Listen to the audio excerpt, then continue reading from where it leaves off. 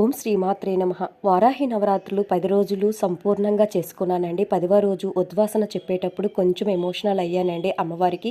ఎందుకంటే ఈరోజు అమ్మవారికి సాగనంపుతున్నాము. అంటే అమ్మవారికి పంపిస్తున్నాము కాబట్టి చిన్నగా నాకైతే బాధ కలిగింది ఫ్రెండ్స్ పీఠం కదిపేటప్పుడు.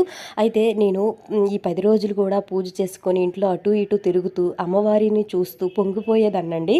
దీపం ఉందా, దీపం నిండుకుందా అని చూసేదాన్ని. అయితే ఈరోజు 10వ రోజు కదా, అమ్మకి పంపించేటప్పుడు కొంచెం నాకు ఉద్వాసం చెప్పేటప్పుడు కొంచెం నాకు బాధ కలిగింది ఫ్రెండ్స్. ఆ తర్వాత అమ్మని మనస్ఫూర్తిగా కోరుకున్నాను, అమ్మ ఈ సంవత్సరం ఇలా చేసుకున్నాను, నెక్స్ట్ ఇయర్ చక్కగా మా ఇంటికి రా తల్లి, దీనికంటే ఎక్కువ శక్తి నన్ను కలిగించు తల్లి, చక్కగా చేసుకున్నట్టుగా నీ పూజలు నాకు శక్తినివ్వు తల్లి, అందరినీ కాపాడు, నా కుటుంబాన్ని కాపాడు అని మనస్ఫూర్తిగా అమ్మని వేడుకున్నానండి. ఆ తర్వాత అమ్మకి దిష్టి తీశానండి.